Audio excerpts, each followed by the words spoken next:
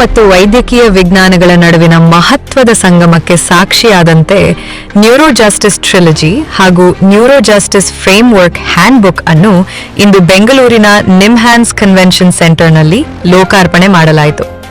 ಪ್ರಸಿದ್ಧ functional neurosurgeon doctor Sharan Srinivasan ಮತ್ತು neuro rehabilitation ತಜ್ಞೆ doctor ಪ್ರತಿಭಾ ಶರಣ್ ರಚಿಸಿರುವ ಈ ಕೃತಿಗಳು ರಸ್ತೆ ಅಪಘಾತ ಪ್ರಕರಣಗಳಲ್ಲಿ ನ್ಯೂರೋಲಾಜಿಕಲ್ ಅಂಗವೈಕಲ್ಯವನ್ನು ಮೌಲ್ಯಮಾಪನ ಮಾಡುವಲ್ಲಿ ಲಕ್ಷಣಾಧಾರಿತ ವಿಧಾನದಿಂದ ಕಾರ್ಯಾಧಾರಿತ ನ್ಯಾಯ ವ್ಯವಸ್ಥೆಗೆ ದಿಕ್ಕು ತೋರಿಸುತ್ತವೆ. ಪುಸ್ತಕಗಳನ್ನು ಭಾರತದ ಸುಪ್ರೀಂ ಕೋರ್ಟ್ ನ್ಯಾಯಮೂರ್ತಿ ಗೌರವಾನ್ವಿತ ನ್ಯಾಯಮೂರ್ತಿ ಅರವಿಂದ್ ಕುಮಾರ್ ಅವರು ಲೋಕಾರ್ಪಣೆ ಮಾಡಿದರು. ಕಾರ್ಯಕ್ರಮಕ್ಕೆ ಕರ್ನಾಟಕ ಸರ್ಕಾರದ ಆರೋಗ್ಯ ಮತ್ತು ಕುಟುಂಬ ಕಲ್ಯಾಣ ಸಚಿವರಾದ ದಿನೇಶ್ ಗುಂಡೂರಾವ್ ಅವರು ಅಧ್ಯಕ್ಷತೆ ವಹಿಸಿದ್ದರು.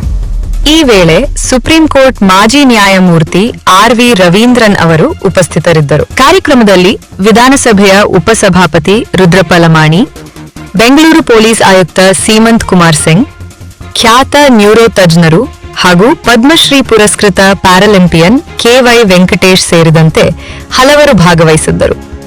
ಈ ಸಂದರ್ಭದಲ್ಲಿ ಪರಿಚಯಿಸಲಾದ ನ್ಯೂರೋ ಜಸ್ಟಿಸ್ ಫ್ರೇಮ್ವರ್ಕ್ (NJF) ವಾರ್ಷಿಕ ನೂಲು ಕಾರ್ಯಾಧಾರಿತ ಅಂಗವೈಕಲ್ಯ ಮೌಲ್ಯಮಾಪನಕ್ಕೆ ದೇಶದ ಮೊದಲ ವೈಜ್ಞಾನಿಕ ಮಾದರಿಯಾಗಿದ್ದು, ನ್ಯಾಯಾಲಯಗಳಲ್ಲಿ ವೇಗವಾದ ಮತ್ತು ನ್ಯಾಯಸಮ್ಮತ ತೀರ್ಪುಗಳಿಗೆ ದಾರಿ ಮಾಡಿಕೊಡಲಿದೆ.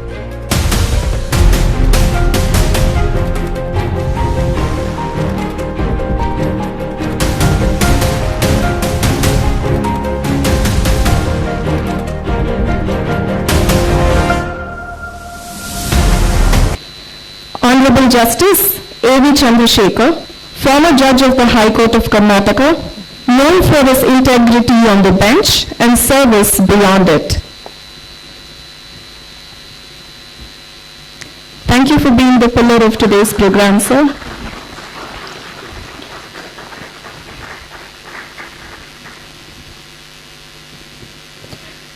Dr. V.D. Sinha, former Vice President, World Federation of Neurosurgical Societies, President-elect of the Asian Australian Society of Neurological Surgeons, whose work bridges global neuroscience and ethical practice. We are honored that he has graciously endorsed the Neuro Justice books. Dr. Manas Panigrahi, President of the Neurological Society of India, whose leadership continues to advance patient-centered neurological care. He has also extended his endorsements to the Neuro Justice books. Thank you, sir. Shri Sumant Kumar Singh, Commissioner of Police, Bengaluru, whose work reminds us of the lived interface between law, behavior, and public responsibility. Thank you for joining us today, sir. So I want to turn this around from what we know so far and where we need to be honest and fair in what we are trying to do. So many of you have seen this surgery, a patient playing guitar when we are able to burn a circuit in the brain. The patient is awake and he is playing his guitar. So for many of you it was impossible to even thought that is possible, that somebody can be awake and playing a guitar when we do this surgery. Next is this. This is the patient of Parkinson's disease. Many of you might have seen patients like this with hand tremors. And then I'll show you. You watch the tremor of the hand. Sound bartala. Yeah, you can keep on watching the shake of her hand. I'm inside her brain. I'm burning her circuit and the hand tremor stops. That's how amazing it is possible for the brain to be fixed like this. So if this can happen in the OT, why can't it happen outside in the neuro-judicial space? So that's what, so something that you will not believe as possible, something you thought may not be possible is the journey I'm going to take you through for now. So let's go through next. So I want to do a Neuro Justice reset. As you heard, our awareness and education wing is called Rebooting the Brain. So let us look at how to reboot the world, about how it thinks about disability, compensation and justice. It's a very important thing at the end of the day. So to know what is going on. So let's see. So why is this reboot necessary? You all have heard this example of don't give them the fish, teach them how to fish. It's a very common phrase that we use. So I've taken that as an example to drive the point home. If a person can no longer fish, what do? The system has to give them fish for life. That's what the compensation process is all about. Just thinking has shaped the laws and statutes, compensation schedules, insurance underwriting, judicial reasoning, patient and caregiver expectations. Many patients become so lazy, even though they are well, they don't want to work. They think free money is going to come at the end of the day. And medical certification practices. There's a level of resignation, cynicism, and fatalism in this whole process. Why this reboot was necessary is because it was time, it is rooted in compassion, but today it's not complete. Why am I saying that? Because the world has changed. The world is not the same as it was 30, 40, 50 years ago. Human capacity has changed. Technology has changed. Today it's at the tip of our fingers, but our thinking has not yet changed. Career, wherever I was posted, especially when we were as District Superintendent of Police, this topic on accidents has been very, very dear to me. Because I don't want to clarify, but I have lost a very, very close person in my family in a road accident at a very young age when I was there. I don't want to specify that. So I was very particular when I was Superintendent of Police in all the districts, whether it was in Bijapura, in Bellary, in Kodagu, in Mangalore, whichever districts I worked as Superintendent of Police, I used to experiment how to control the accidents, especially on the highways. It's a very minor percentage of people who actually get into taking claims. Otherwise, they just tend to move on with their lives.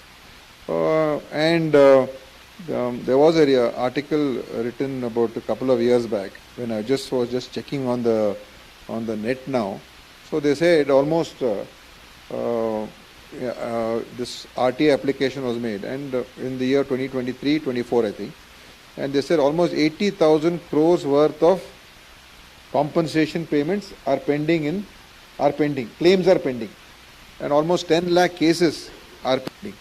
So that shows one is the volume, and the second thing is the redressal issue of getting compensation in time.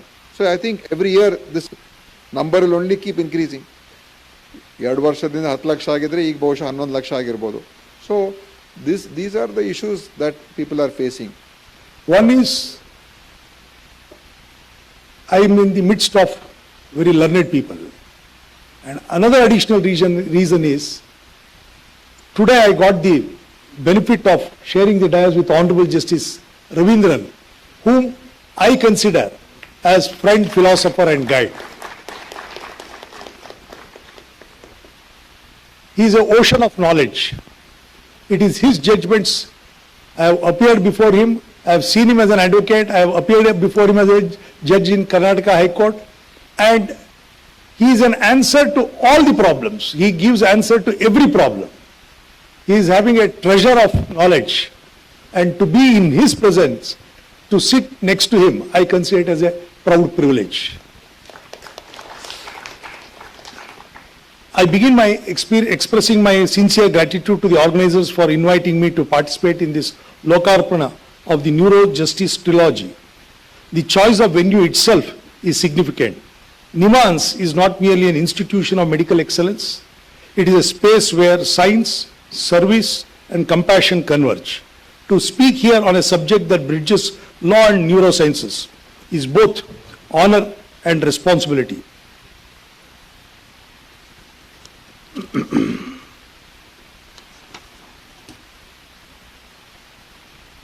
Hindu scriptures describe doctors as Vaidyo Narayano Hari, and this aptly applies to Dr. Sharan and his wife. I would like to place on record my sincere appreciation for the couple whose sustained efforts have culminated in the Neuro Justice Trilogy book. This work reflects not only the academic diligence, but a clear understanding of the needs of justice delivery system.